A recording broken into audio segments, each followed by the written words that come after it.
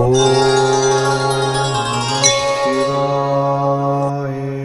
Spiritual ஜோதிடம் TV நேயர்களுக்கு astro KS ஐயங்காரின் பணிவான நமஸ்காரம். வார பலன் 29/4/2024 5/5/2024 வரலும் உண்டான வாரத்திற்கு மேஷம் முதல் மீனம் வரை என்னென்ன பலன்கள்னு பார்ப்போம். முதல்ல இந்த வாரத்தில் இருக்கக்கூடிய கோல்சாரம் என்ன, இந்த வாரத்தில் வரக்கூடிய விசேஷ நாட்கள் என்ன, இந்த வாரத்தில் எந்தெந்த ராசிக்காரர்களுக்கு சந்திராஷ்டமம், இது வழியாக பார்க்கலாம்.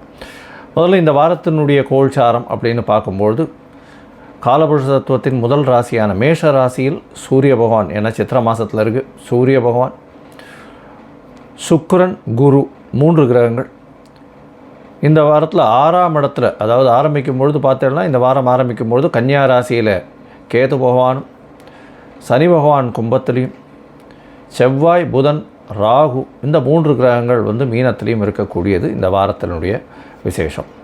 இந்த வாரத்தில் பெயர்ச்சின்னு பார்த்தீங்கன்னா வருட கிரகமான குரு பகவான் மேஷத்திலிருந்து ரிஷபத்துக்கு போகிறார். 1/5/2024 சாயந்தரம் ஒரு 5:30 மணிக்கு கிருத்திகை 1ஆம் பாதத்திலிருந்து கிருத்திகை 2ஆம் பாதத்திற்கு மேஷ ராசியிலிருந்து ரிஷபராசிக்கு போகிறார். தனியாக குரு பெயர்ச்சி பலன்கள் போட்டிருக்கேன், அதையும் பாருங்க ஒரு ராசிக்கும். சந்திர பகவான் இந்த வாரத்தில் பூராட நட்சத்திரம் தனுசு ராசியிலிருந்து ரேவதி நட்சத்திரம் மீன ராசி வரலும் போகிறார். அதாவது தனுசு, மகரம், கும்பம், மீனம் 4 ராசிகளுக்கு போகிறார். இந்த வாரத்தில் பார்த்தேனால் வரக்கூடியது, இந்த வாரத்தில் ஆரம்பிக்கும் பொழுதே சஷ்டி திதி, அதாவது 29ஆம் தேதி அன்னைக்கு சஷ்டி திதி. சஷ்டி திதியில் விரதம் இருப்பவர்களுக்கு சஷ்டியில் விரதம் இருந்தால் அகப்பையில் வரும் அப்படின்னு சொல்லக்கூடியது குழந்தை பிராப்திக்கு மிகவும் ஏற்றமான காலகட்டம். இதை தவிர முருகனுக்கு வழிபாடு மிகவும் ஏற்றம். அதாவது முருகப்பெருமானை நினைத்து சஷ்டி திதி என்று விரதம் இருப்பவர்கள் நினைத்த காரியம் கைகூடும். இந்த வாரத்தில் பார்த்தலையானால் 1/5/2024 அன்றைக்கி குரு பெயர்ச்சி பலன்கள். குரு பகவான் மேஷராசி கிருத்திகா நட்சத்திரம் 1ஆம் பாதத்திலிருந்து கிருத்திகா நட்சத்திரம் 2ஆம் பாதம் ரிஷபராசிக்கு போகிறது பெரிய விசேஷம்.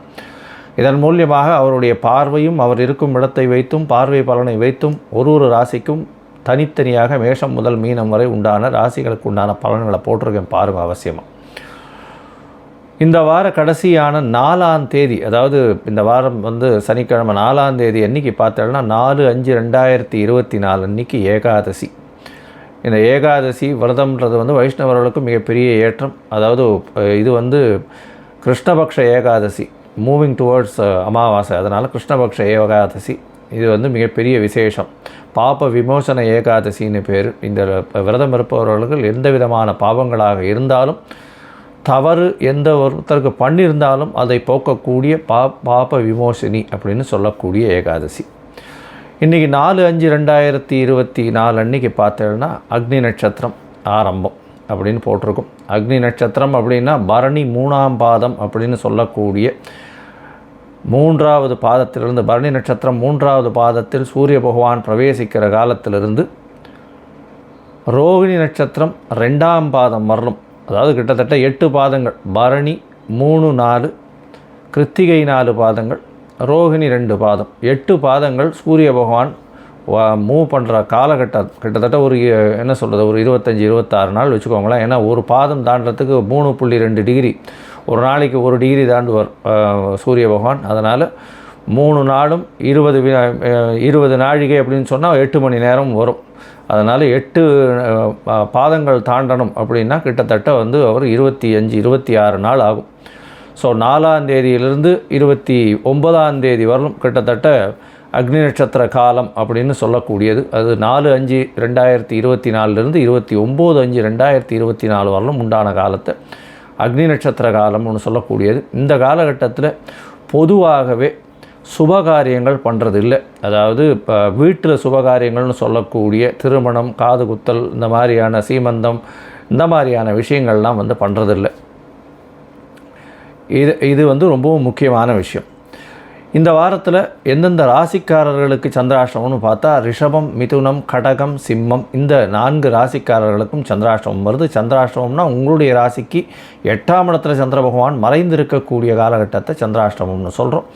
சந்திர பகவான் மதிகாரகன், மறைந்திருக்கக்கூடிய காலத்தில் மதி மயங்கக்கூடும், தவறான முடிவுகள் எடுக்கக்கூடிய வாய்ப்புகள் உண்டு. அதனால் முடிஞ்ச வரலும் புதிய முயற்சிகளில் ஈடுபட வேண்டாம். வெளியூர் வெளிமாநிலம் பிரயாணம் வேண்டாம். ஒருவேளை நீங்கள் பண்ண வேண்டிய கட்டாயத்தில் இருந்ததே ஆனால் சந்திர பகவானுக்கு உண்டான எளிய பரிகாரம்னு சொல்லக்கூடிய பால், அதாவது பால் இல்லைன்னா நீர் மோர் இதெல்லாம் வந்து தானம் கொடுங்க. ஏன்னா இப்போ வெய்ய காலம் வேறு, நீர் மோர்லாம் வந்து கொடுத்தலையானால் வழிபோக்கர்களுக்கு சந்திராஷ்டமத்தின் தாக்கம் நிச்சயமாக குறையும்.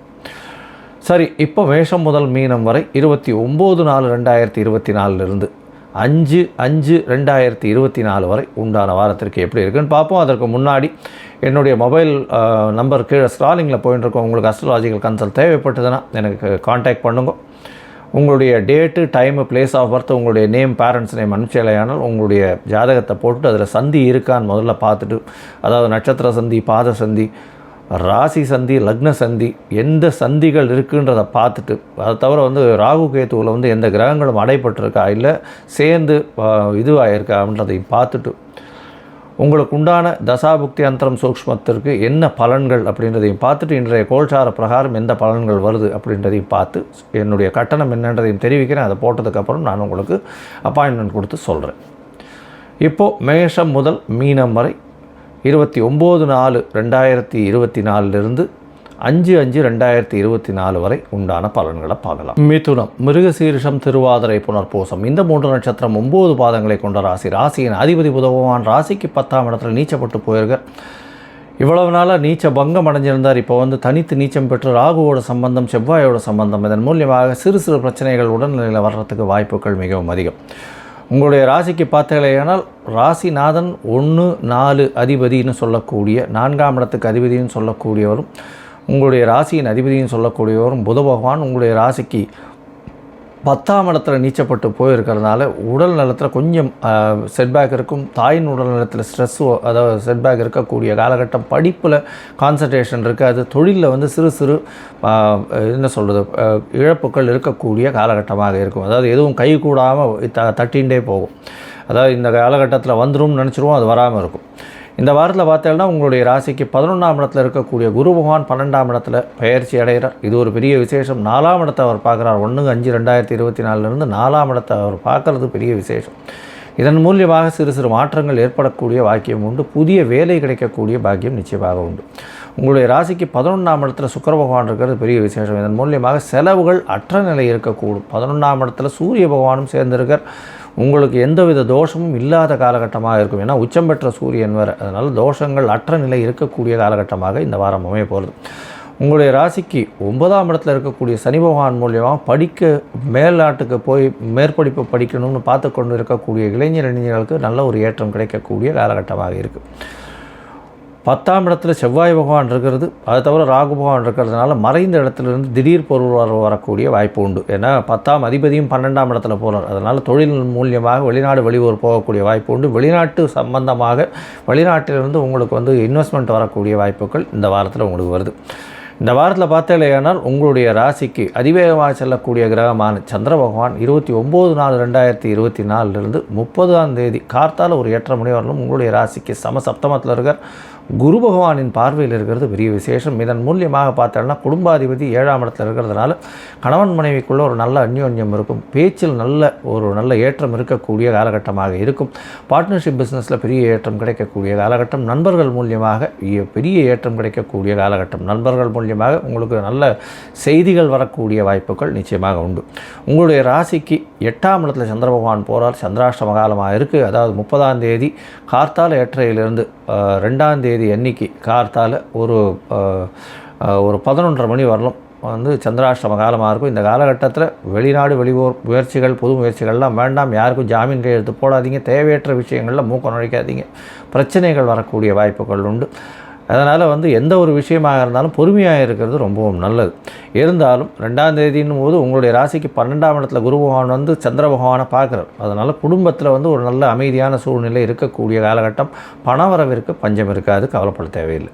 உங்களுடைய ராசிக்கு பார்த்தீங்கன்னா 9ஆம் இடத்துக்கு சந்திர பகவான் போகிறார். அதாவது 2ஆம் தேதி கார்த்தால ஒரு 11:30 4ஆம் தேதி ஒரு சாயந்தரம் ஒரு 3-4 மணி வரலும் இருக்கக்கூடிய காலகட்டமாக இருக்குது. இந்த காலகட்டத்தில் பார்த்தீங்கன்னா சந்திர பகவான் 9ஆம் இடத்துல சனியோடு சேர்ந்து இருக்கிறதுனால சனி புணர்ப்பு யோகம் அமையிறது. ஸோ கொஞ்சம் என்ன சொல்கிறது, சனி பகவான் மெதுவாக செல்லக்கூடிய கிரகம், சந்திர பகவான் அதிவேகமாக செல்லக்கூடிய கிரகம். இதன் மூலியமாக பேச்சில் ரொம்ப ஜாகிரதையாக இருக்கணும்.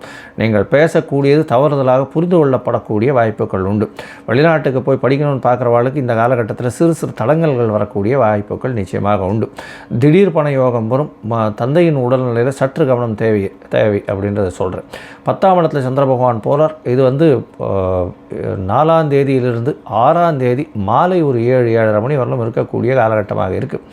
இந்த காலகட்டத்தில் பார்த்தாலேயானால் 10ஆம் இடத்துல சந்திரன், செவ்வாய், புதன் மற்றும் ராகு 4 கிரகங்கள் இருக்கக்கூடிய காலகட்டம். இதன் மூலம் சந்திர மங்கள யோகம் அமையிறது.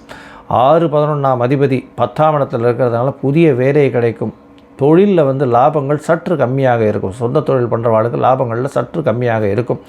இந்த மிதுன ராசிக்காரர்கள் சாஃப்ட்வேரில் இருக்கிறவாளுக்கு வெளிநாடு போகக்கூடிய பாக்கியம் உண்டு. ஆர்ட் டைரக்டர்ஸுக்கு, ஆர்ட் அண்ட் கல்ச்சர் பண்ணுறவாளுக்கு, அது தவிர கவிஞர்கள், கதையாசிரியர்கள் இவாளுக்கெல்லாம் பெரிய ஏற்றம் கிடைக்கக்கூடிய காலகட்டமாக அமையிறது.